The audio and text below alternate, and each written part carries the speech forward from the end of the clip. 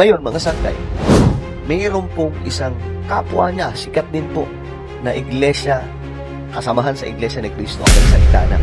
At dito dinurog si Marcoleta. Ito po ay walang iba kundi si Anthony Taberna.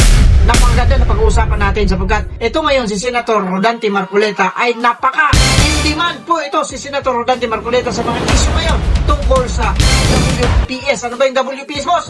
West Philippine Sea. Yan ang pag-uusapan natin, pero bago tayo magsimula rito, hindi pa tayo nagsisimula, ha? Shoutout muna sa ating mga subscribers, mga viewers, silent viewers, mga commenter, at syempre pa, yung ating mga sniper dyan sa baba. Maraming salamat po at shoutout sa inyo. At hindi natin makakalimutan dito yung ating mga bashers, kagaya ng sinasabi natin dito. Dito lang kayo may karapatan. Dito lang kayo binigyan ni Boss Rick na karapatan para mag-comment, mag-react, magbigay ng opinion dito sa video na mapapanood ninyo sa araw na ito. Kaya, tuloy-tuloy tayo rito. Kagaya ng sinasabi natin dito, si Senator Rodante Marcoleta po ang pinakasikat na senator ngayon dito sa ating bansa. Bakit? Kasi nga, ito lang yung may balls. Ito lang yung may bayag. Ito lang yung nagsasabi ng katotohanan pero hindi matanggap ng mga ob-ob ng karamihan. Hindi natin alam kung ano meron kay Senator Rodante Marcoleta. Yan ang alamin natin. At ngayon nga, ito yung nagiging talk at the top.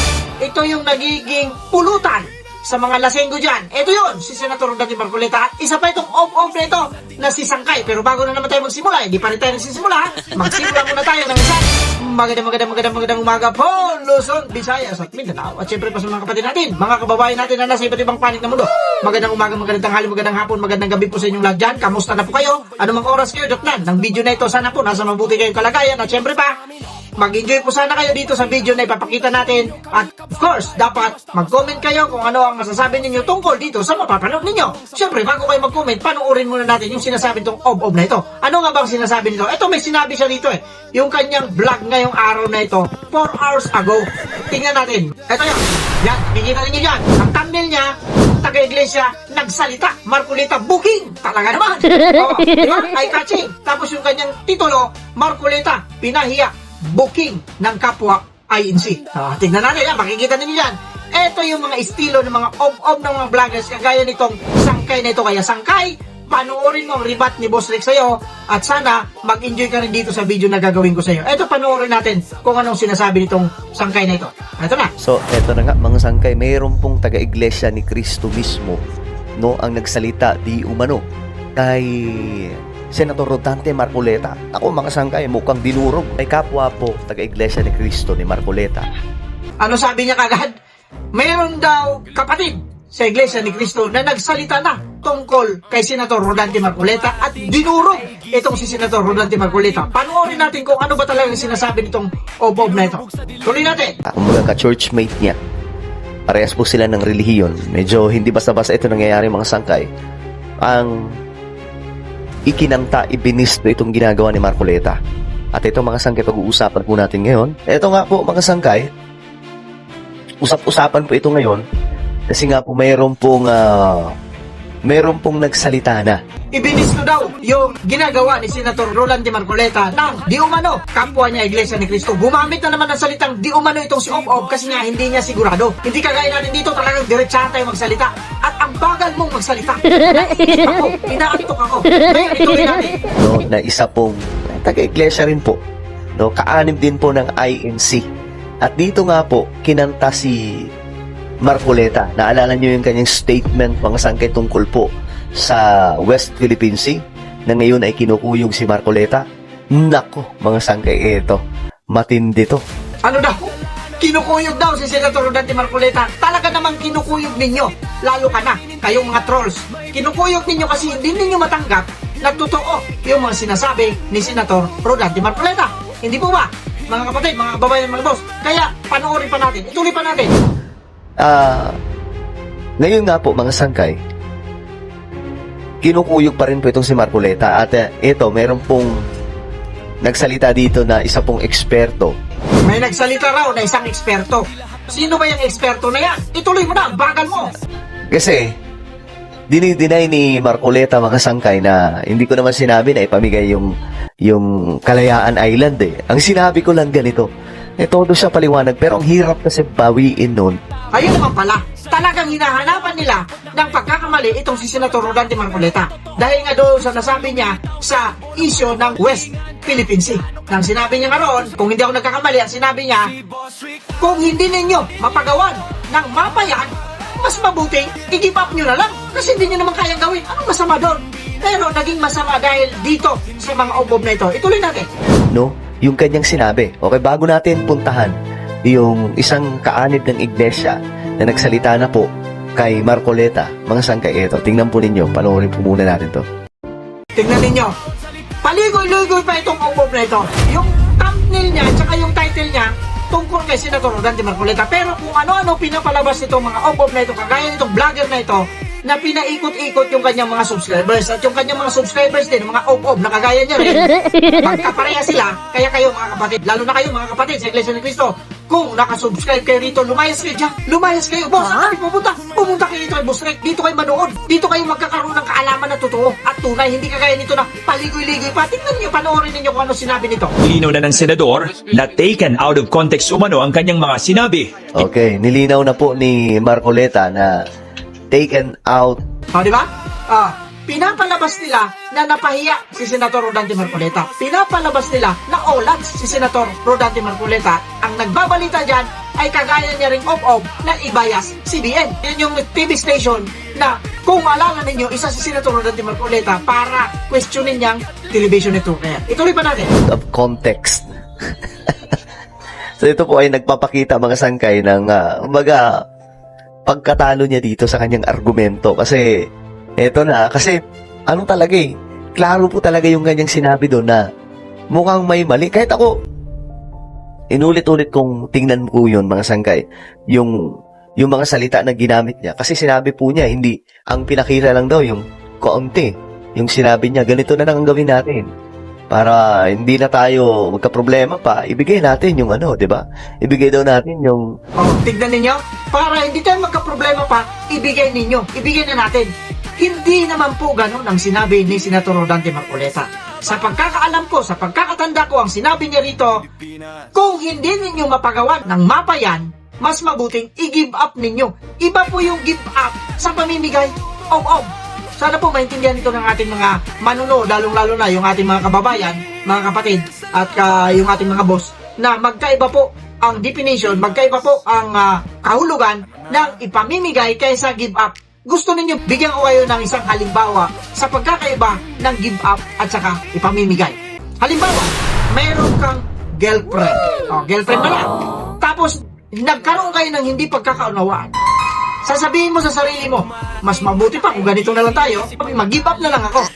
Ngayon, ginip up niya yung kanyang girlfriend. Ibig sabihin, pinamigay niya ba yun sa ibang tao? Mga umbong kasi kayo, ito yung sinasabi natin dito. Kaya ginagawa natin ito para maintindihan ng mga tao na mali yung kanilang mga iniisip. Kasi ang gusto nila, buwagin, sirain si Senator Rodante Marcoleta. Ang inaantay ko ngayon, Bob, kung sino yung kapatid na sinasabi mo na kapatid sa Iglesia ni Cristo na nag-booking kay Senator Rodante Marcoleta. Panoorin natin. Bitawan natin.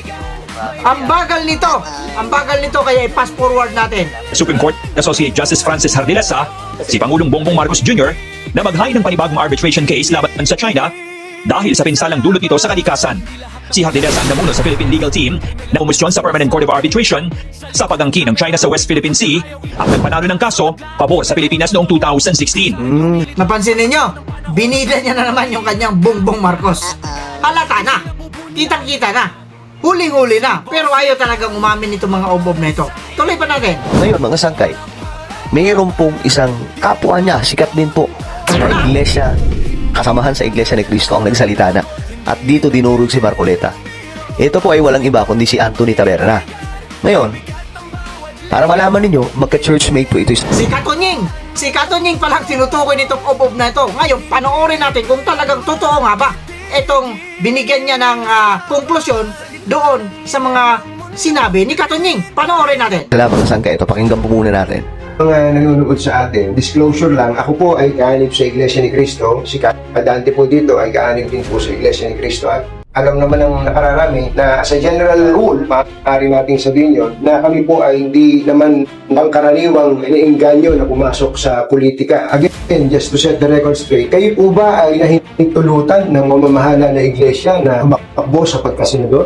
Okay. Yes, Katunying, alam mo naman yun dahil sa ikaw ay matibay rin namang miyembro ng Eto na yung sinasabi natin dito, pambubudol na ginagawa nitong mga vloggers na ito, itong mga trolls na kagaya nitong Sangkay, Janjan. Itong issue na ito yung interview ni Katunying noong bago pa lang maganap ang eleksyon. Kasi nga, mapapansin ninyo yung tanong ni Katunying na ako kanib sa Iglesia ni Cristo at hindi naman namin gusto na pumasok sa politika, pero meron talagang pumapasok sa politika pagka pinapayagan ng tagapamahalang pangkalahatan. Kaya ang tanong niya, kayo po ba, Kadante, pinayagan ng tagapamahalang pangkalahatan? Diyan pa lang tapos na boxing Hindi ba? Dito natin makikita ngayon na talagang etong mga op-op na ito gumagawa ng twist. Yung mga kasalukuyang issue at yung mga nakaraang issue, pinagkukunik-kunik nitong mga op-op na ito. Isa na nga dito itong Janjan na ito. Hoy Janjan, makinig ka. Nandito ka na kay Boss Rick. Nakatatak ka na. Kaya hindi mo kami maluloko. Hindi mo kami madadali. Hindi mo na kami masisilo dyan sa mga style ninyo kasi matagal na kayong nagbablog.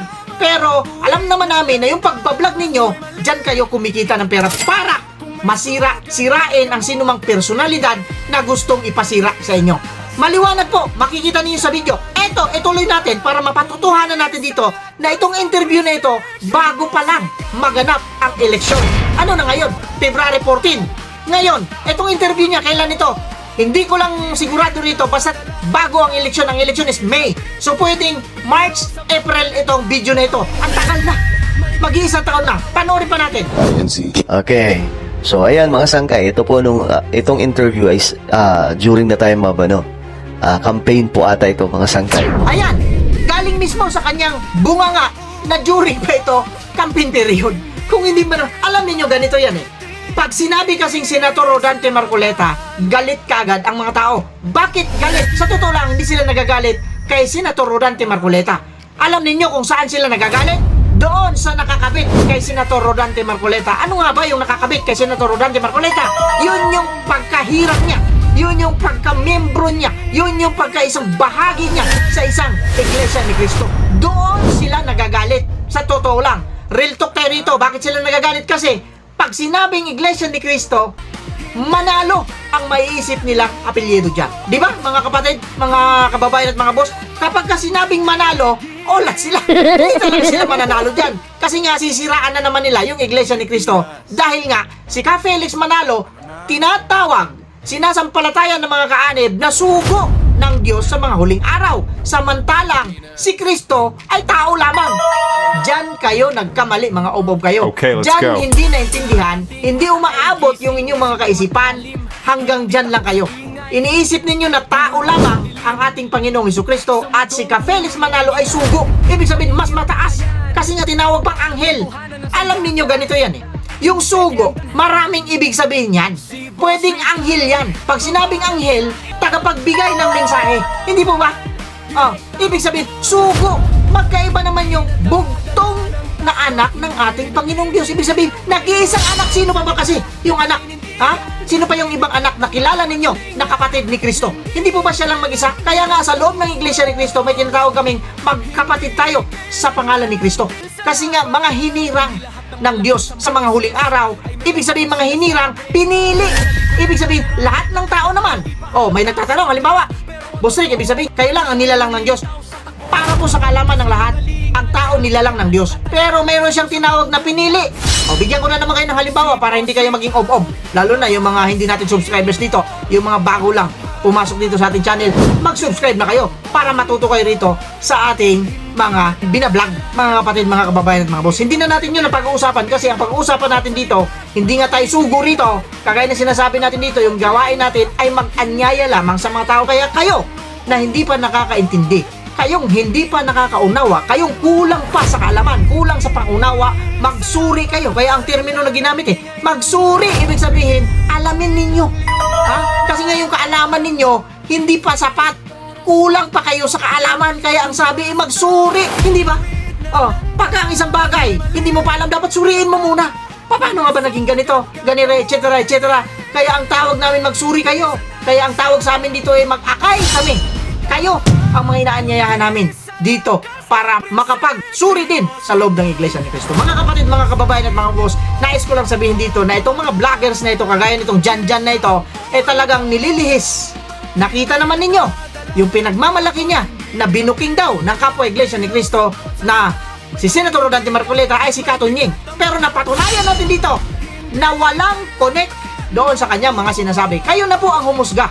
Mag-comment kayo dyan sa baba kung ano ang opinion ninyo, ano ang masasabi ninyo tungkol sa video na ito na naipalabas natin sa araw na ito. Mga kapatid, mga kababayan at mga boss, so, sana po nag-enjoy kayo at sana po patuloy ninyo suportahan itong ating munting channel para mapansin itong mga ob-ob na vloggers na ito. Kagaya na sinasabi natin dito, mag-iingat po tayong lahat. Pura lang sa mga taong ob-ob. Ob-ob. Ob-ob. Booking. Ikaw ang na-booking ngayon.